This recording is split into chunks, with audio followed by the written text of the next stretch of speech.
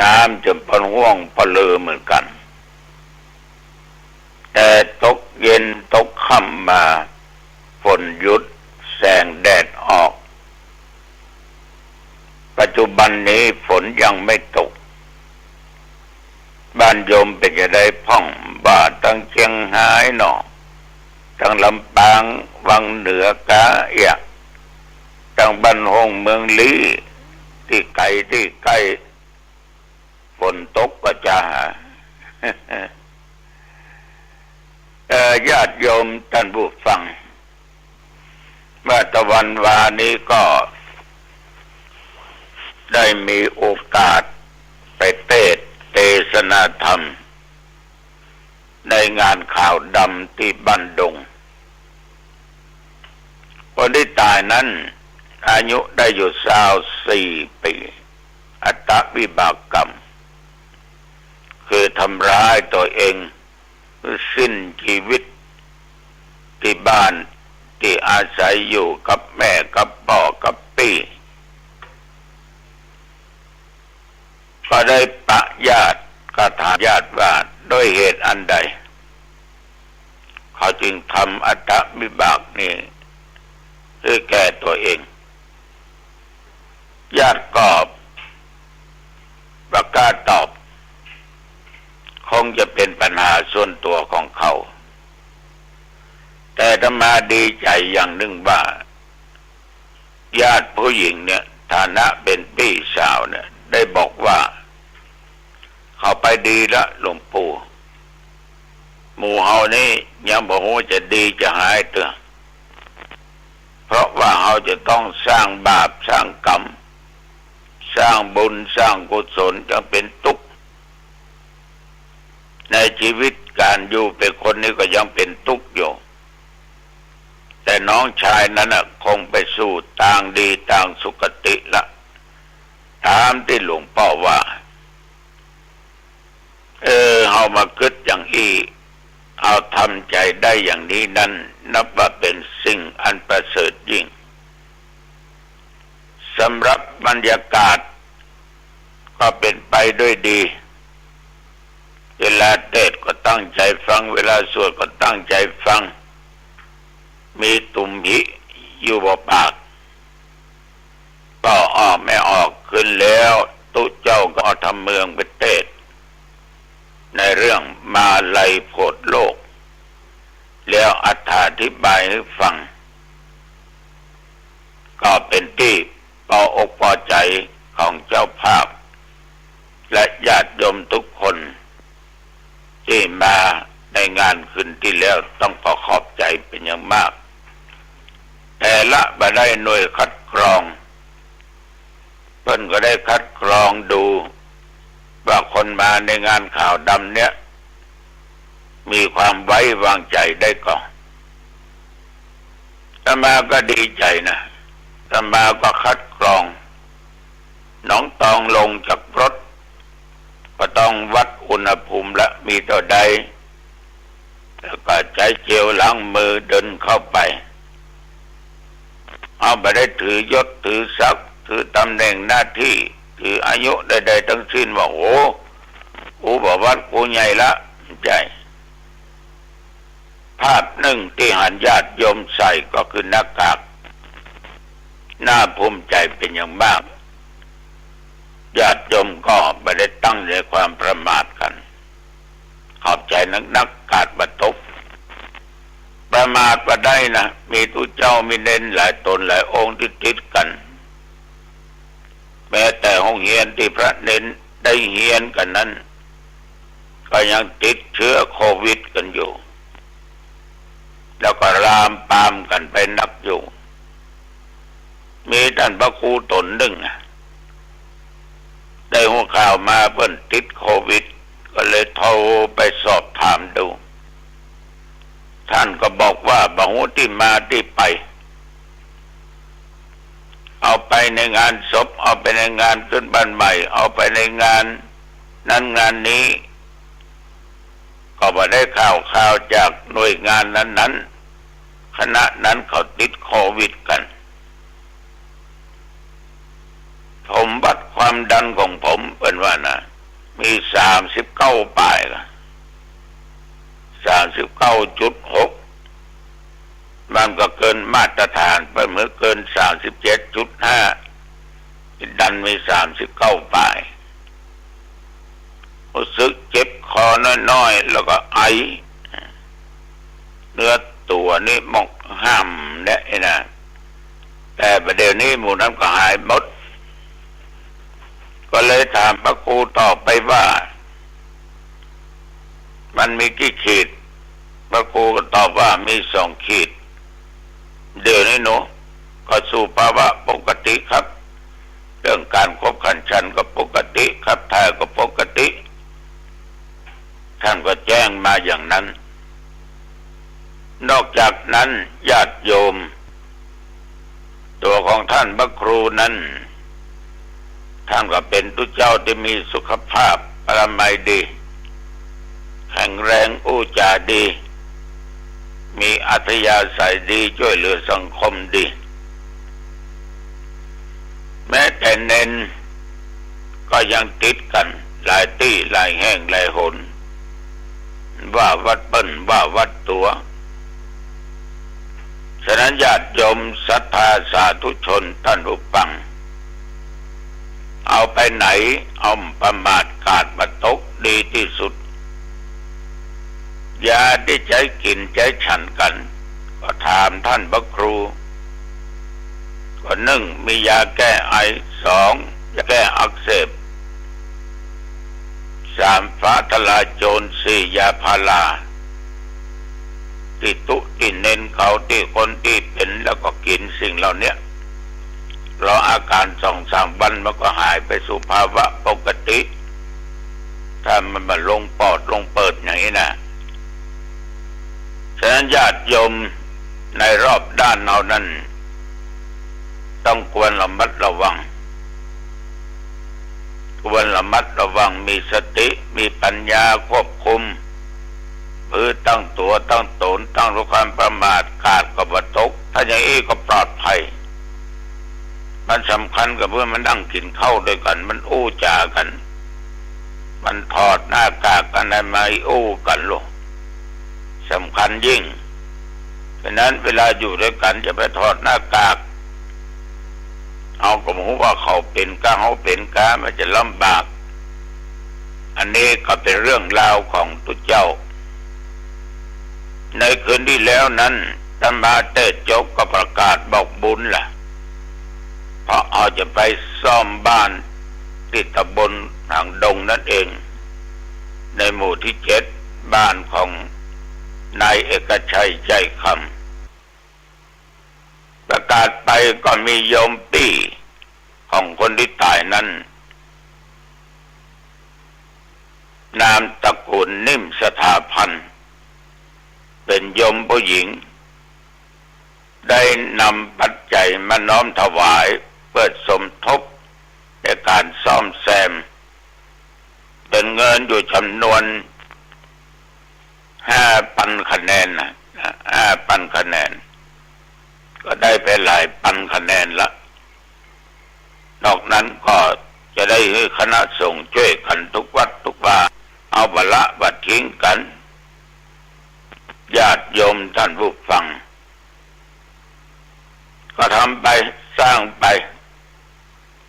อยู่อีกไม่กี่วันข้างหน้านี้ก็จะถึงวันสำคัญในทางพุทธศาสนาอีกคือวันอาสาฬหบูชาเป็นเทศกาลเข้าพรรษาฤดูร้อนหมดฤดูฝนมาถึงตึงภิกขุทั้งหลายจะได้อยู่จำพรรษาแต่ละวัดแต่ละอาวาสของไปของมันจะเที่ยวจาริกไปเหนือใต้ตรงออกโดยมีกำหนดการก็จะถูกปรับอาบัติเป็นอาบัติทุกกฎนะญาติโยมพระพุทธองค์ได้บัญญัติห้ามไว้ว่าระหว่าง2-3 เดือนเนี่ยตัวเจ้าหยุดยั้งในการออกเผยแผ่คำคือมันมีพวก เฉพาะวัคคีเนี่ยญาติโยมทั้งหลายอธิษฐานเข้าวาสาแล้วยังเอี่ยวไปจาริกเดือดใต้ตกออกไกลๆอยู่นะมาอยู่วัดมาอยู่ว่าชาวบ้านชาวจองก็เดือดร้อนกันเพราะไปก็ไปย่ำเข้ากาในนาลมเต่าตายไปพระพุทธองค์ก็จึงทรงบัญญัติห้ามบ่ให้ภิกษุเที่ยวจาริกไป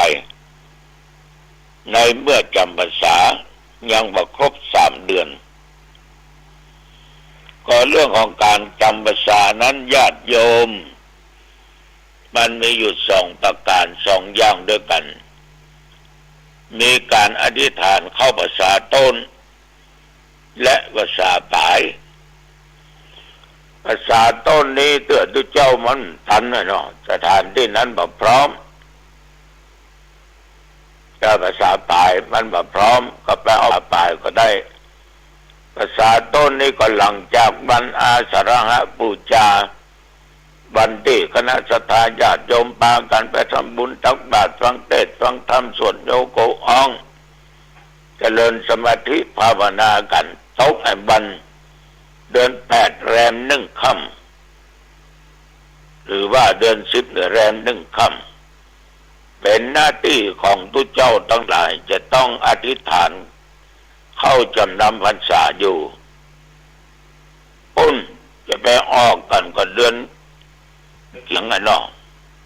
เดือนเกียงเป็งจะได้ออกกันละ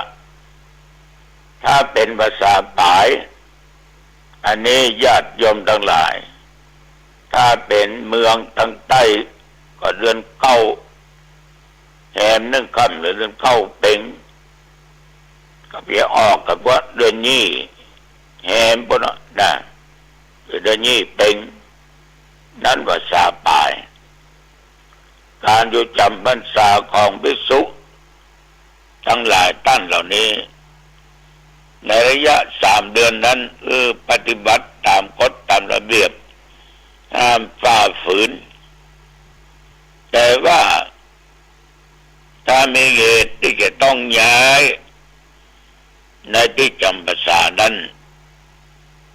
มันก็มีเหตุอยู่6 อย่างด้วยกัน 1. ระหว่างที่เฮาทั้งหลายทุกเจ้าทั้งหลายจำพรรษาอยู่วัดใดวัดหนึ่งอาวาสใดอาวาสหนึ่งอยู่บ่เป็นตาสุขก็สามารถทำกิจวัตรอย่างใดเพราะว่ามีสัตว์ร้ายโจรร้ายปีศาจร้ายคอยรบกวนอยู่ตลอดเบียดเบียนอยู่ตลอดกันเดียวก็โจรเข้ามาลักเดี๋ยวโจรเข้ามาปล้นเอาของวัดของวาเสือก็มีหมีก็มีช้างก็มีงูเหลือสารพิษต่างๆก็มีสัตว์ร้ายต่างๆก็มารบกวนมาทำลายอยู่ตลอดเวลาโจรก็นักยุงก็หลายนะ อันนี้ย้ายไปจำพรรษาที่อื่นได้ย้ายไปได้และอีกประการหนึ่งนั้นที่อยู่ที่อาศัยเสนาสนะต่างๆถูกไฟไหม้หมดก็สามารถจะจำวัดอยู่ในอาวาสนั้นได้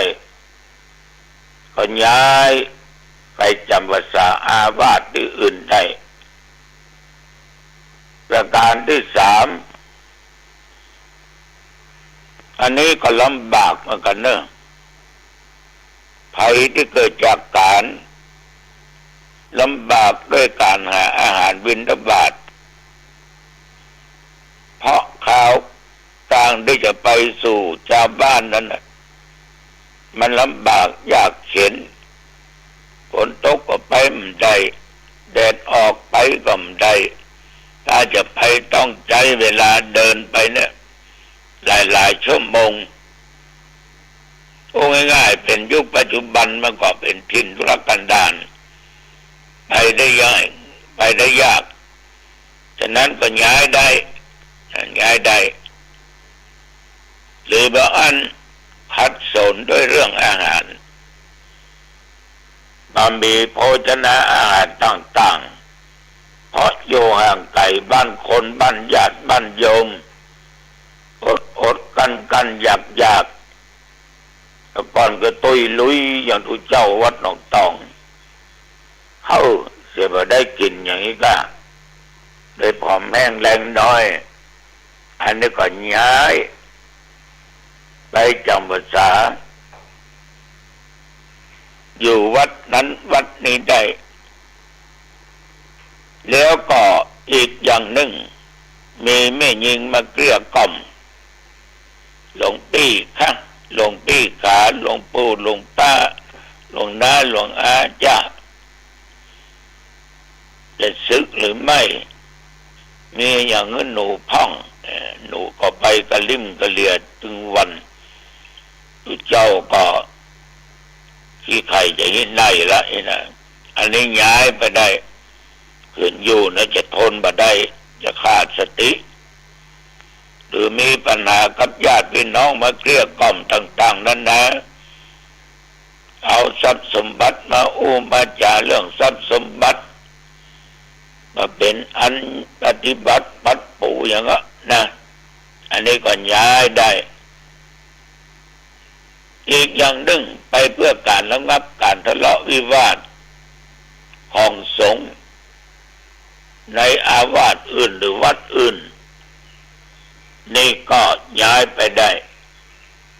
บาพิษญาติโยมท่านผู้ฟังพระพุทธเจ้าถึงจะบัญญัติแต่เพื่อก็บอกข้อหรือหนทางเมื่อเกิดเหตุต่างๆนานาสามารถย้ายไปที่นั้นที่นี้ได้ในนี้ตุเจ้าจำพรรษาอยู่วัดใดวัดหนึ่งนั้นก็มาได้อนุญาตหรือออกไปเที่ยวจาริกที่นั่นที่นี้ได้ตามอำเภอใจไปเป็น8 9 วัน10 วันเป็นครึ่งเดือนนี่นะสาขาละแต่สาเหตุที่ตุเจ้าจะไปได้ด้วยความจำเป็นต้องสตหะไป1พ่อแม่บ่สบายเพื่อไปปฏิบัติปัดปูยมพ่อยมแม่ที่เจ็บไข้ได้ป่วยไปได้6-7 วันก็ใจรีบปิกจะถึง7 วันเลยเนาะใน6 วันละจะรีบกลับมาแล้วก็สัตตหะไปใหม่ได้2ไปเพื่อระงับความกระสันของทุกเจ้าที่อยากจะศึกนะอันเป็นเพื่อนสาธมิกมันอยู่ไกลไปปิก